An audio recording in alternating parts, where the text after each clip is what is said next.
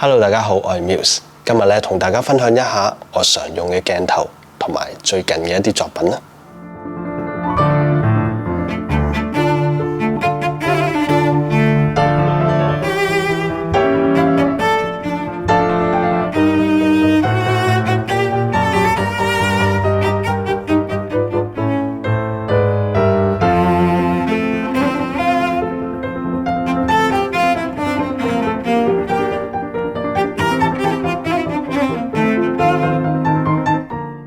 喺我對上嘅影片咧，我就分享咗呢一段 Photoshop 嘅 post production 嘅一個 time lapse。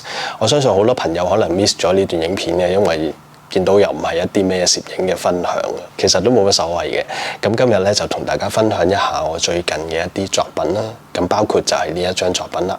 呢一張作品咧有一半啊都係 Photoshop 後製上去嘅。咁當然啦，人物嘅化妝啊、頭髮啊呢啲咧都必須要喺影嘅時候做好呢一樣嘢。咁所以咧喺影嘅時候咧都絕對冇求其嘅。有啲朋友就會覺得啊，呢一張相會唔會多得滯啊 Photoshop？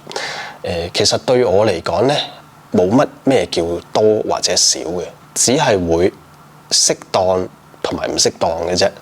咩叫適當咧？就係我自己個人認為咧，有啲嘢我喺前期冇辦法達至嘅咧，我會想辦法喺後製有冇辦法可以達成。其實如果你往往經常都淨係諗前期你可以做幾多嘢嘅話咧，我諗你真係可能花盡一生，即係窮一生嘅力咧，有啲嘢你都係冇辦法達到嘅。唔好諗得太複雜，即係唔係話一定要去到世界任何嘅地方度影啊，你真係好困難啊咁樣。其實有時唔係，有時好簡單去構思，你去諗下，好似呢一張相咁樣，模特兒頭上面嘅一啲質感嘅物料咧，你可以話佢係咪一件衫嚟㗎？其實佢當然唔係一件衫嚟，唔係頭飾，唔係衫。呢啲嘅元素咧，基本上可以講係真實上邊係好唔容易產生到出嚟。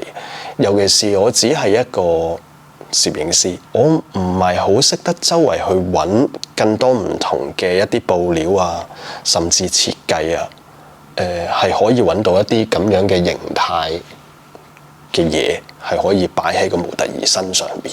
你如果好彩，可能你會認識到一啲時裝設計嘅學生啦，甚至一啲職業嘅時裝設計師啊，佢哋可能會有一啲咁樣嘅形態嘅嘢可以提供到俾你，甚至又可以同你一齊合作去創作呢一方面嘅嘢。咁但係如果一般嘅人點樣去做到呢一樣嘢呢？有時我自己都會周街去睇下一啲報刊啊，有啲布料啊，會唔會有啲唔同嘅嘢呢？有啲特別嘅嘢呢？往往好多時睇嚟睇去都係嗰啲嘢，甚至可能你喺淘寶度睇下，會唔會有啲布料啊，嗰啲叫做肌理布料啊，即係之類嘅嘢啦。之前都有啲網友講過俾我聽，淘寶有啲類似嘅嘢喎，咁我都有參考過，但係其實買過翻嚟之後就唔係嗰回事嚟嘅。其實咁所以唔好意思啊，因為我唔舒服咗10幾日，咁所以都一段時間冇同大家拍片。咁而家叫做好少少啦，照講，但係其實都未好嘅，其實都未好得晒。我盡力去講啦。其實往往喺我自己睇到好多唔同嘅衫啊、布啊，或者一啲飾物啊，其實我都會去留意嘅。但係咪咁容易俾你揾到一啲特別嘅嘢呢？又或者你睇到係有啲特別，但係可唔可以做到呢種效果呢？往往其實係唔係咁容易做到嘅。咁所以對於我嚟講呢，呢一張相去嘗試用第二樣嘅材料嘅嘢去放喺呢個人物嘅身上邊呢，我認為都係一個適當嘅一種創作嚟嘅。咁呢啲物料其實係咩嚟嘅呢？佢其實唔係一啲布嚟嘅，更加唔係一啲衫嚟嘅。其實佢係一啲墨水嚟嘅。咁當然墨水都有好多種啦，可能有啲好稀嘅墨水，可能係有一啲acrylic嘅一啲顏料開咗水，又或者係任何一樣嘢咧，其實溝咗一齊，加埋佢唔同嘅濃度，放落水入邊產生出嚟嘅形態。顏料咧都唔係我影嘅，我係上網喺一啲素材嘅 website 入邊去挑選同埋買嘅。咁呢一啲嘢其實都可以講係一啲stock photo 嘅網站，你都可以揾得到。咁但係係唔係話是但一種都可以做到呢？其實都唔係。同我過往做一啲合成嘅作品、創作嘅合成作品都係一樣。我淨係揀呢啲墨水，我都揀咗成個幾兩個鐘。我諗好多嘢咧，未必係旁人係可以理解得到嘅，因為始終咧創作係牽涉好多部分嘅嘢，而人像攝影嘅部分咧，其實對於我嚟講，我依然係會用攝影為中心點去 capture 我前面嘅主角啦，而唔係話即係好似而家用 AI 去產生一個主角出嚟，絕對唔係。攝影依然係一個主導嚟。跟住我再去揾一啲素材嘅時候，我都需要揾翻一啲光影咯、形態啦，好多嘢係需要考慮先去配合產生佢出嚟嘅。早兩日咧，我就自己打印咗出嚟，個效果其實我自己都好中意嘅，因為的確同我嘅原意係有些少出入嘅。因為往往創作基本上可以講差唔多每一張作品啊，同我原意都係有啲出入嘅。但係係咪代表唔好呢？唔係嘅，因為我以前曾經分享過，我永遠覺得係我得到嘅驚喜咧，係多過即係叫做失望、失敗。當然會有同我嘅期望有落差，但係咧往往都係驚喜多於失敗嘅。以前細個咧就睇電視，有一個叫做羅氏油畫教室嘅，就係 Bob Ross。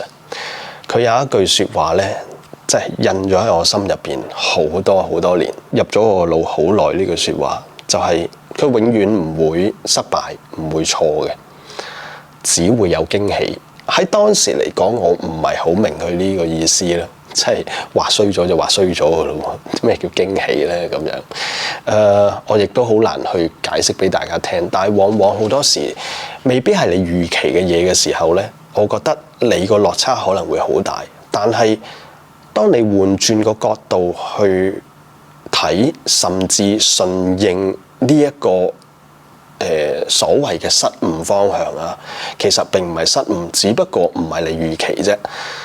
其實你向住嗰個方向再去做一啲變化，可能就會產生咗另外一個你完全冇預期、冇期望，甚至係冇諗過嘅一種結果出嚟，而你係感覺到非常非常之滿足同埋開心。好多人都會礙於喺表面去就咁睇呢一件事，表面去睇個顏色啦，就咁個形態啦。如果我真係 in camera 去揾一個咁樣嘅頭飾啦，去揾一啲可能袖布嘅物料嘅嘢啦，其實我相信咧真係有呢一樣嘢㗎，但係因為咁容易揾得到，亦都可以隨意做得好睇咧。咁喺我一個即興嘅創作裏邊咧，其實我冇可能。咁所以如果你一路影咗好多年嘅人像作品，你都係諗住全部都係要現場就咁影，就咁影，就咁影 OK 嘅。你可能真係會花更多嘅心思、更多嘅人力物力去做呢件事。咁但係可以肯定嘅咧，就係你不能夠持續創造到更多唔同類型嘅作品出嚟，你只會嚟嚟去去都係做一啲差唔多嘅嘢出嚟。我去到呢一個階段，我已經覺得啲相唔係唔靚，唔係唔好睇嘅，而係我再重複去做嘅時候，啲嘢已經開始係差唔多啦。喺呢個階段，我會嘗試去尋找一啲唔同嘅可能性咯。因為如果唔係嘅話，你係永遠唔會跳出你嘅舒適圈，你亦都唔能夠踏出多一步去嘗試一啲你過往拒絕而唔認為呢一樣嘢係 work 嘅嘢。作品永遠都係令你擴闊眼光嘅一個方向嚟嘅。有時唔係純粹你對眼睇到幾多嘢，你對眼可以好貪心咁睇世界無數嘅作品、無數嘅可能性嘅。但係當你一日唔將呢一啲嘢放喺自己作品上邊嘅話咧，你唔嘗試去做嘅話咧，其實你嘅眼光係闊極有限嘅，因為你只能夠睇而冇辦法去吸收消化，甚至應用出嚟。你係冇辦法打開一道更加廣闊嘅門。其實呢一張作品呢，拍攝都好隨心好隨意，諗住都係一種實驗性質試下嘅啫。我都唔知成唔成功。我開頭2個鐘頭 draft 呢一個畫面嘅時候呢，其實我認定係失敗嘅，因為同我嘅原意有出入。雖然我冇辦法去解釋到俾大家聽個原意係點樣，但係可以肯定，你每一次去進行一個創作嘅時候，你中間總會遇到困難，同埋唔係你預期嘅結果。我覺得一個攝影師呢，最重要嘅係點樣克服呢一關。呢一關過咗之後，可能你就會睇到另一條路。另外一張作品呢，就係呢一個，我啱啱打印咗出嚟。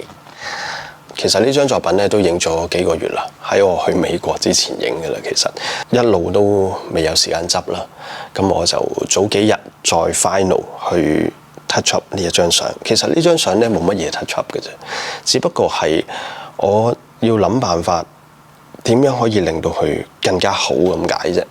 因為張相原本咧呢個尾端嗰個位咧係唔夠完美嘅，因為我攝咗一張凳喺裏邊，咁但係我覺得嗰個凳嗰個形咧走咗出嚟係唔好睇，咁需要少少時間去解決嘅，咁所以咧嗰幾個月裏邊咧我都冇去再執呢一張相，咁我而家咧正式完成咗呢一張相。咁呢一張相咧對於我嚟講其實係你會見到其實我係唔多呢一啲作品嘅，就係人體。因為對於 Muse 嚟講咧，其實我自己覺得人體咧係好難表達得好睇嘅，即係我意思係冇着衫啊。好多時咧衣服係可以 shape 到你個型出嚟嘅，唔係話下下唔着就好睇嘅。有時可能你淨係見個模特兒着 underwear， 你覺得好睇，但係當佢唔着嘅時候咧，可能嗰個形態會唔同晒，你亦都係好唔容易去 capture 到嗰一種美感出嚟嘅。其實都有好幾張嘅，只不過我分享出嚟咧就係呢2-3張啦。因為 Muse 自己咧其實一直都好喜歡巴洛克嘅風格嘅。巴洛克嘅時期咧，好多都會係好着重光線、誇張啲嘅一啲形態。咁但係當然呢啲形態唔係話我哋現代人隨便做都好睇嘅。同埋咧，對於我嚟講，我係希望影到一種油畫嘅一種美感。咁所以如果你話模特兒本身係瘦得好緊要，好似我咁瘦嘅，我諗影咗出嚟未必係嗰種感覺咯。咁所以有時係我唔會刻意去將佢執到好瘦好瘦，即係可能用現代嘅即係美感去判斷啦，唔 work 咯。如果呢一樣嘢套落去嘅話，咁所以咧我就有我自己嘅感覺想法喺度。其實影嘅時候我都係好希望可以呈現到以前巴洛克嗰種味道。古代嘅嘢就還古代嘅嘢。而家我哋用現代用攝影嘅方法，只不過希望可以達到裏邊嘅一啲元素喺裏邊咁解嘅啫。咁我希望大家都會喜歡我呢一張嘅作品。好多時咧，你會發現喺 Muse 嘅作品咧，都係以半身相為主嘅，好少會全身嘅。咁呢一張當然係少有嘅全身相啦。其實都有好多種原因嘅。第一，你個 studio 係咪真係有足夠嘅空間啦？第二就係你燈光有冇能力可以cover 得到呢一個主體，仲可以呈現得到嗰種光感出嚟。因為距離對於我哋打燈咧係好緊要嘅。如果我哋半身影得出嗰一種味道感覺，係咪等於我個人企後zoom out 就可以影到全身咧？絕對唔係咁簡單嘅。咁所以咧，如果要影一張全身相嘅話咧，可能需要考慮嘅嘢咧係需要更多嘅。好似呢一張相咁樣啦，其實某程度上，如果我影大半身嘅話咧，其實係一支燈就可以搞掂噶啦。通常你要營造到一種主光源，唔會有一種雜亂嘅一種光源嘅感覺嘅時候咧，你唔好用得多燈。咁喺呢張相上邊咧，主燈當然就係維持係一支燈。我當時咧係用咗一個5尺嘅 Alta Softbox 嘅，即係一個8角罩。印象中係落咗個 grid 落去嘅，所以咧個背景望落去咧都會相對嚟講係暗咗嘅。咁但係咧要影全身嘅時候，當然喺隻腳嗰度咧，就未必可以 cover 得到咁多。我雖然都唔想成隻腳光晒嘅，咁所以咧亦都係加咗一個細嘅 softbox，同埋加咗個 grid 落去填補少少暗咗嘅位置。分享完我嘅作品咧，就分享下我常用嘅一啲鏡頭咯。其實如果大家有長時間 follow 我 Facebook 嘅話咧，其實喺我 Facebook 嘅近幾年裏邊啊，我都喺我每一張作品嗰度咧，都會有寫低我用咗乜嘢相機鏡頭。乜嘢嘅閃光燈，我寫晒喺度。我以前唔寫嘅，因為實在太多人問啦。咁所以咧我就寫喺度，就唔係幫嗰啲品牌賣廣告。大家都應該會發現，我差唔多每一次都係用呢一支。呢一支咧就係Sony 嘅24-70-2.8，即係 G 唔 GM 其實對我嚟講冇乜所謂嘅。我就係需要一支24-70-2.8，咁我自己比較中意原廠鏡，咁我見到我就買啦，就咁簡單。咁所以相機嘅一啲組件啊，或者佢入邊嘅 spec 咧，坦白講，我係得個0字嘅啫。所以你真係唔好問我，我真係答你唔到，我亦都冇興趣知嘅。咁呢一支24-70係咪就係我心目中最完美嘅一支人像鏡頭咧？我啊冇諗過。亦都唔認為咯，佢係一支好方便嘅鏡。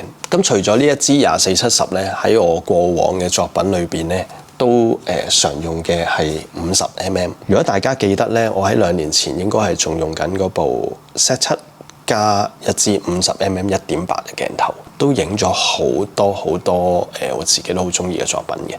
咁啊，大家如果有興趣咧，可以睇翻我之前嘅影片，我唔再重複講啦。咁啊，所以50mm對於我嚟講咧，其實喺我諗近7-8年裏邊咧，我影人像都佔幾多下嘅。24-70有咩好咧？就係因為佢可以 zoom 咯，可以 wide 啦，唔需要成日換鏡頭啦。其實呢一樣嘢對我嚟講緊要嘅。正常嘅情況之下，我差唔多每張相我都會收光圈。咁所以1點幾光圈咧，對於我嚟講係一啲極低光嘅情況之下，我先會用。咁另外當然就有85mm啦。的確 Sony 嘅呢支85mm咧，我就唔係話咁中意用嘅啫。畫質 OK，咁但係對焦實在好慢。我啱啱玩影相嘅時候咧，係即係啱啱玩人像攝影啊，啱啱開始嘅時候，我係淨係識得用佢嘅啫。甚至我做婚禮頭嗰幾年啊，我都淨係識用佢咁滯嘅啫。即係部機咧上咗落去咧，唔拆出嚟噶啦。咁唔係話佢唔好嘅，只不過係我諗你喺唔同嘅時期想要嘅嘢會有啲唔同。我已經確定70都唔夠啦，又或者70個變形對於我 capture 前面個主角唔夠好睇嘅時候咧，我就換鏡頭啦。我而家接近係冇用嘅，咁但係咪我唔熟85咧？其實唔係咯，因為我以前差唔多係即係啱啱開始影相嘅時候，我基本上部機淨係得85。我諗以後買鏡唔好純粹去睇佢個成像表現咯，因為呢一樣嘢咧唔係唔重要，但係真係對於我嚟講，真係唔係話最重要嘅啫。如果我真係好着重嗰個 quality 嘅話，咁我點解唔用 Phase One 去影呢？係咪？我之前都用 Phase One 去影。咁但係喺呢個年代，其實我覺得有好多無反嘅相機鏡頭咧，都已經做得好靚㗎啦。咁所以咧，再去挑骨頭咁樣去分嗰些少細節，我覺得係有少少多餘嘅，對我嚟講。咁我反而係喺呢個時間，我需要一啲比較機動性啦、快啦，而我可以花更多精神嘅心機時間咧，去判斷當下就係話模特兒已經喺我前面㗎啦。到底佢個造型啊、化妝啊，或者任何嘅問題啦，我需要花更多精力時間去構思嗰方面嘅嘢，而唔係再去煩惱緊點樣去用。咁所以咧，喺呢個年代，我哋用嘅燈啦，用緊嘅 modifier 啦，好多嘢咧都會傾向方便咗我哋。相機、鏡頭、閃光燈呢3樣嘢對我嚟講咧，其實可以講閃光燈係最重要，因為真係一個光源嚟嘅。相機可以講佢哋有分高低，但係如果你個光唔好嘅話咧，乜嘢相機乜嘢嘅鏡頭都係冇用。咁所以咧，呢個少少嘅分享，希望大家都會有多少嘅啟發。我哋下次再分享啊！